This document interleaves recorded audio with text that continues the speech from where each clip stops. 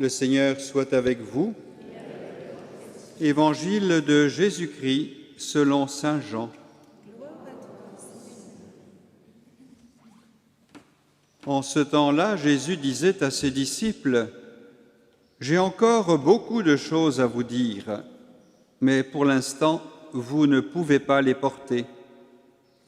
Quand il viendra, lui, l'Esprit de vérité, il vous conduira dans la vérité tout entière. En effet, ce qu'il dira ne viendra pas de lui-même, mais ce qu'il aura entendu, il le dira, et ce qui va venir, il vous le fera connaître. Lui me glorifiera, car il recevra ce qui vient de moi pour vous le faire connaître. Tout ce que possède le Père est à moi. Voilà pourquoi je vous ai dit, l'Esprit reçoit ce qui vient de moi pour vous le faire connaître. » Acclamons la parole de Dieu.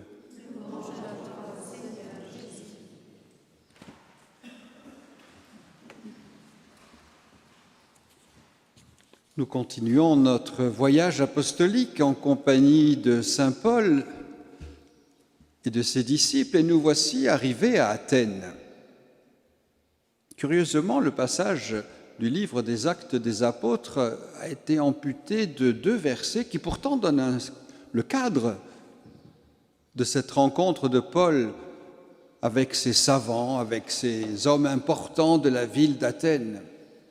Que nous disaient ces versets? 1. Que Paul, arrivé à Athènes, annonçait la bonne nouvelle de l'Évangile et proclamait la résurrection du Christ. En écoutant cette proclamation, l'autre verset disait, eh bien, ceux qui écoutaient se posaient des questions. Est-ce que nous pourrions savoir quel est cet enseignement nouveau? Est-ce que nous pourrions mieux comprendre ce que tu essaies de nous annoncer? Et c'est donc là que Paul prend la parole. Donc d'abord l'annonce du mystère qui est au cœur de notre foi, la mort et la résurrection du Christ, la proclamation de la bonne nouvelle qui suscite l'interrogation. Et puisqu'il y a interrogation, il faut bien qu'il y ait réponse. Et l'apôtre va intervenir. S'il intervient, ce n'est pas pour faire la leçon aux autres, c'est pour rendre compte de sa foi.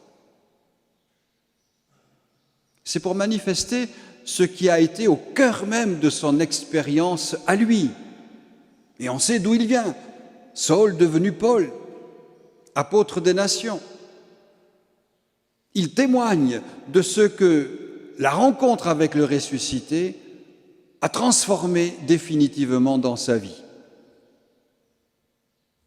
Ce qu'il constate en se promenant dans la ville d'Athènes, c'est la belle religiosité de ce peuple, qui pour toute occasion trouve un Dieu qui a un protecteur. Alors il saisit l'occasion, il entre dans leur démarche religieuse, mais il vient leur dire, eh bien c'est Dieu que vous nommez jusqu'à inconnu. Je vais vous révéler son nom, je vais vous le montrer, je vais vous parler de lui, je vais vous montrer ce qu'il est capable d'accomplir dans la vie d'un homme lorsque cet homme-là se laisse saisir et toucher par l'Évangile. Oui, je viens vous annoncer, je viens témoigner au milieu de vous de ce que d'abord j'ai reçu et de ce que moi-même j'ai expérimenté. Et vous savez bien que dire cela de Paul, ce n'est pas suffisant. Si on le dit de Paul, ce qui est vrai, c'est parce qu'on doit pouvoir le dire aussi de nous. Nous sommes au cœur du monde et envoyés dans ce monde d'abord pour cela, pour rendre témoignage de notre foi, pour dire notre expérience personnelle, pas simplement pour raconter de belles histoires d'autrefois, mais pour témoigner de ce que la rencontre avec le ressuscité a changé réellement, concrètement en nous, si bien que nous ne sommes plus totalement comme avant cette rencontre. Et la première chose affirmée par Paul, c'est que Dieu est à l'origine, au centre, à la source de toute vie. C'est lui qui donne la vie. C'est lui qui maintient cette vie dans l'existence. C'est lui qui conduit cette vie vers son accomplissement et sa plénitude. Et notre itinéraire de pèlerin, puisque nous sommes tout particulièrement cette année des pèlerins d'espérance, notre itinéraire de pèlerin, c'est de toujours chercher. En essayant d'atteindre et de trouver. Mais attention, lorsque nous aurons eu l'impression de trouver, ne cessons pas de chercher.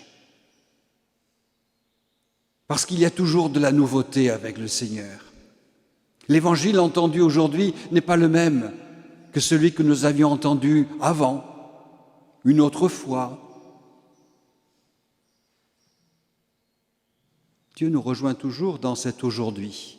Et c'est dans cet aujourd'hui qu'il veut accomplir en nous et par nous toutes choses nouvelles. Il nous suffit quelquefois d'ouvrir les yeux pour reconnaître qu'il est déjà là. Nous le cherchons parfois en dehors, ailleurs, et nous oublions de regarder ce lieu où il aime tant demeurer, notre propre vie, notre propre cœur. Alors c'est à cela aussi que Paul invite les Athéniens. Ne vous dispersez pas en imaginant que les dieux sont à votre mesure, que vous pouvez les utiliser selon vos désirs. Retrouvez ce Dieu, allez à la rencontre de ce Dieu qui est déjà là, au plus intime de vous-même,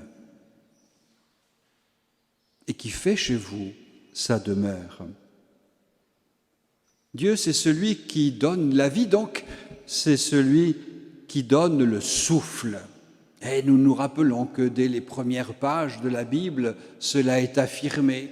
La poussière, l'argile deviennent êtres vivants lorsqu'ils sont pénétrés par le souffle donné par Dieu. Une autre manière d'affirmer que la vie est un don de Dieu et que donc elle n'est pas manipulable selon notre ressenti, nos intérêts, les critères d'efficacité, de rentabilité, toutes les bonnes et fausses raisons que l'on voudrait nous faire avaler pour justifier qu'à un certain moment, la vie ne vaut plus la peine d'être vécue. Et si nous acceptons cela sans rien dire, nous sortons de ce projet de Dieu à l'égard de notre humanité. Donner le souffle, c'est entrer dans une relation vitale. C'est vivre une vraie communion de vie qui me donne le souffle. Et Paul va récupérer une des phrases des poètes tant aimés par les Athéniens, disant « Nous sommes de la descendance des dieux ». Eh bien, saint Paul dit « Oui, c'est vrai. Nous appartenons à la famille de Dieu. Nous sommes les enfants bien-aimés de ce Dieu qui est tout amour et toute tendresse. » Et si nous sommes ces enfants, cela signifie que nous sommes invités à vivre comme lui, il vit, à aimer comme lui, il aime. Dire cela révèle toute la grandeur de la personne humaine. Et nous comprenons ce que signifie être créé à l'image et selon la ressemblance de Dieu. Ce n'est pas dans les extérieurs, dans les ressemblances superficielles qu'il nous faut chercher cela. Mais c'est dans cette capacité qui nous est offerte, qui nous est donnée, de vivre de la vie de Dieu, d'aimer de l'amour de Dieu. Et à travers toute notre vie, de rayonner de cette présence de Dieu. Et saint Paul insiste sur cet acte créateur de Dieu. Et ensuite, il ira jusqu'à l'acte rédempteur accompli à travers la résurrection du Christ. L'acte créateur est aussi important et peut-être pour notre temps d'une manière tout à fait particulière.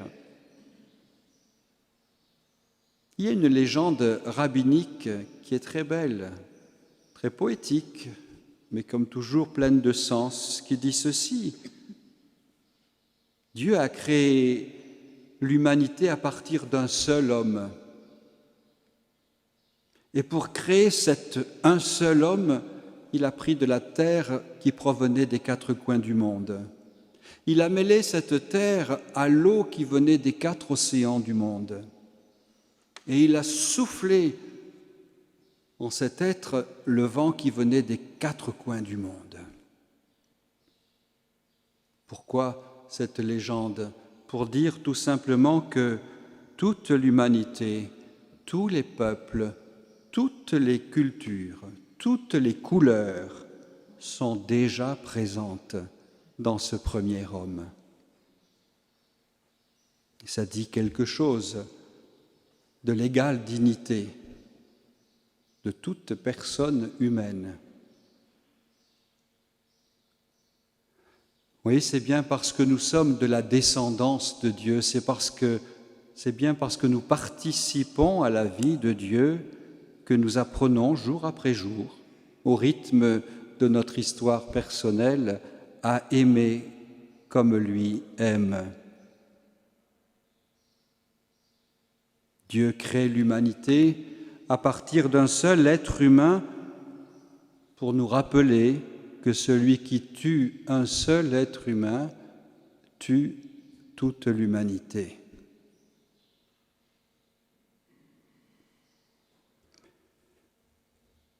Et enfin, saint Paul n'oublie pas, évidemment, ce qui n'est pas qu'un détail, la résurrection, le cœur même de notre foi. C'est lui qui dira, si le Christ n'est pas ressuscité, notre foi n'a pas de consistance.